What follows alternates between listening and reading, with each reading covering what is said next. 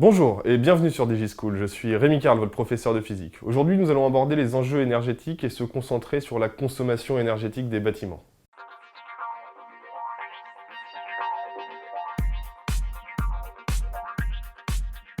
Quand on regarde le bilan énergétique des bâtiments, deux choses nous importent. D'abord, les pertes thermiques, ensuite le stockage thermique. Regardons d'abord les pertes thermiques. Les pertes thermiques, c'est ce qui va caractériser les fuites d'énergie dans notre bâtiment. C'est quelque chose qui nous pose beaucoup de problèmes parce que les pertes thermiques, c'est des pertes sèches, c'est de l'énergie perdue, de l'argent perdu et des consommations inutiles. Donc, une maison, par exemple, qui est un bâtiment particulier, une maison individuelle ici, on a représenté par des flèches ici toutes les zones où on perd de l'énergie. Donc une maison mal isolée va perdre énormément d'énergie par la toiture, par les fenêtres, par le sol, etc. On considère globalement qu'on est dans l'ordre de ces pourcentages entre la toiture, le mur, etc. La toiture, évidemment, parce que vous savez que l'air chaud est moins dense que l'air froid, et donc du coup l'air chaud monte, et c'est bien vers le plafond que l'essentiel de l'isolation doit être produite. Et d'ailleurs, on remarque une maison bien isolée, quand il neige, c'est la seule qui conserve la neige sur son toit, et pas si la neige fond sur un toit d'une maison, c'est veut dire qu'elle est mal isolée. Maintenant, si on regarde maintenant un peu dans le calcul de ces énergies-là, donc on considérera l'énergie thermique perdue par transfert mécanique comme étant le produit du flux, ici, thermique, flux qu'on donnera en watts ou en watts par mètre carré de paroi, par exemple. Et ça nous donnera un résultat en joules et on multipliera par le temps, donc ça fera bien un joule égale un watt fois une seconde. Donc voilà l'énergie perdue par transfert thermique. Quand on étudie particulièrement une paroi, c'est le cas classique, on va étudier un mur par exemple qui sera constitué de béton, ici le béton, ici la laine, ici le plâtre par exemple. On aura trois surfaces qu'on va pouvoir modéliser comme on modéliserait en électricité, comme un ensemble de trois résistances dites thermiques, ici, qui seront considérées en série. La résistance thermique, c'est qui va caractériser la capacité pour une paroi, pour quelque chose, de résister au fait que l'énergie s'échappe. Donc la résistance thermique, ça sera défini comme étant l'épaisseur E de la paroi, qu'on va diviser par lambda, conductivité thermique, fois la surface, ici, de la paroi considérée.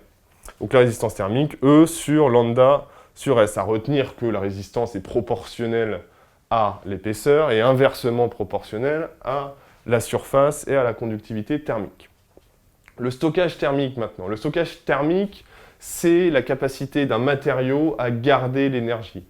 On se souviendra que par exemple dans une maison en briques, les briques stockent mieux l'énergie, on le sent quand, par exemple, tombe la nuit, l'énergie va être retransmise des murs vers l'extérieur. Des matériaux comme ça qui conservent l'énergie un certain nombre de temps.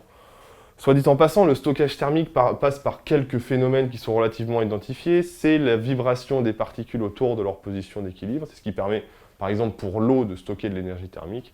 Ici, ça sera un peu les mêmes problématiques dans les solides. Ce sera des mouvements de particules relativement les uns aux autres qui vont permettre de stocker de l'énergie. Comment on calcule cette capacité de stockage?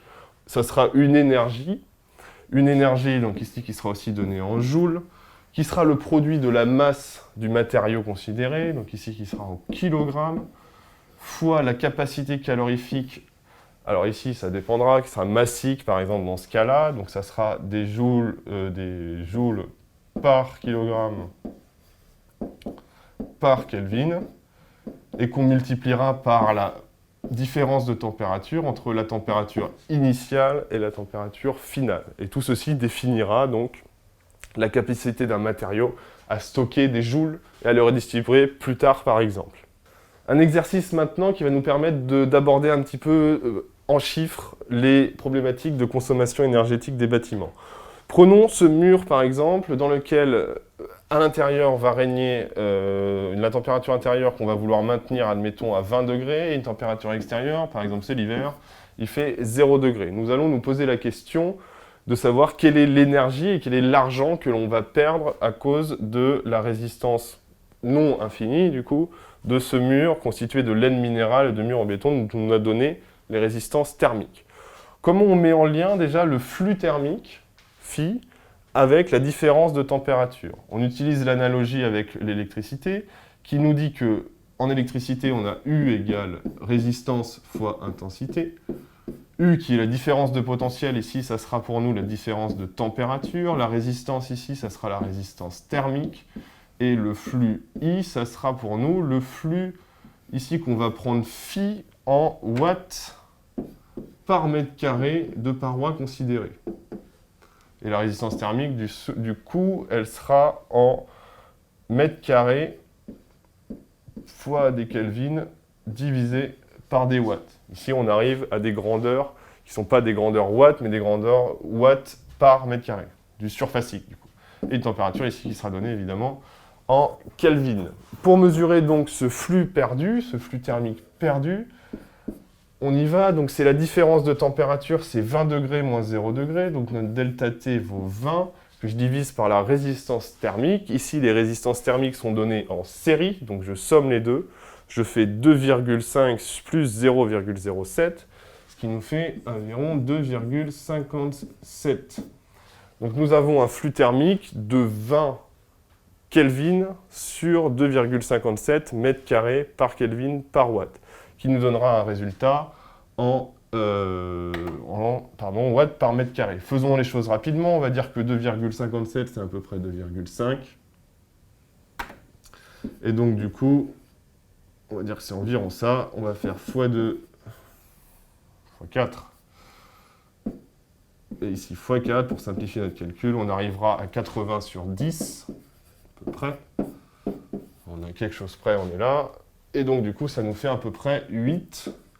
Donc nous perdons 8 watts par mètre carré. Proposons maintenant rapidement un calcul qui va nous permettre de trouver une valeur et puis de le monétiser. Ici, on va dire que dans une maison classique, on va avoir, je sais pas moi, prenons une maison de 10 mètres par 10 mètres par 10 mètres, des murs qui font 3 mètres, donc ça fait un périmètre de 2, 10, 20, 30, 40 mètres de périmètre que je vais multiplier par 10 mètres de hauteur de plafond, 3 mètres pardon, de hauteur de plafond.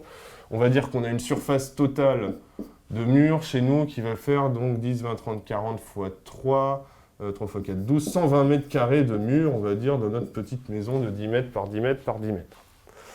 Donc admettons qu'on parte de ça, donc on a une surface de 120 mètres carrés et des pertes à 8 watts par mètre carré.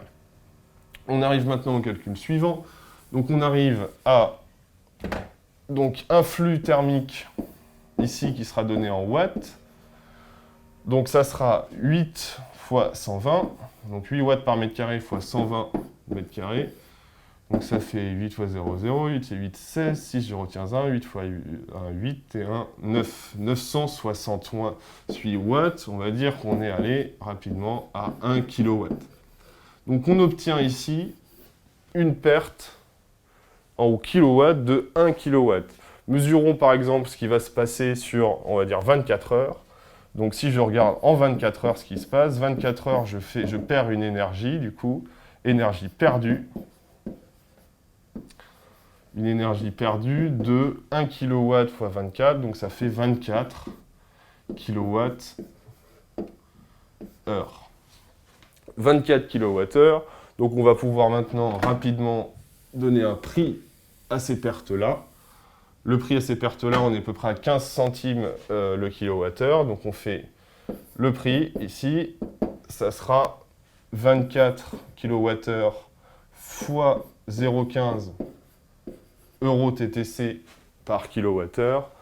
Ça fait à peu près 24 fois 15. Qu'est-ce que ça nous donne ça?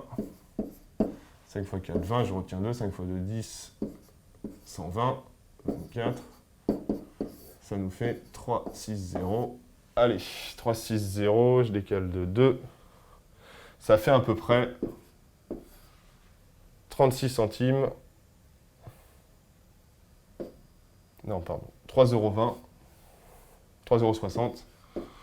3,60 € la journée. Donc voilà, avec cette isolation, je perds 3,60 € de chauffage par jour.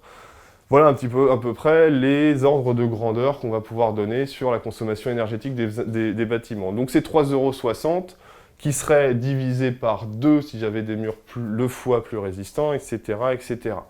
Donc globalement, voilà comment on pourrait rapidement et simplement à peu près modéliser le coût énergétique de nos bâtiments et à quel point l'isolation dans nos bâtiments, c'est extrêmement rentable parce qu'on peut réduire très facilement et drastiquement les coûts énergétiques dans un bâtiment. On peut aussi évidemment envisager de diminuer le chauffage, de ne pas ouvrir la fenêtre quand le chauffage est allumé, d'éviter aussi dans les entreprises d'allumer le chauffage et la clim en même temps, ce qui arrive assez souvent.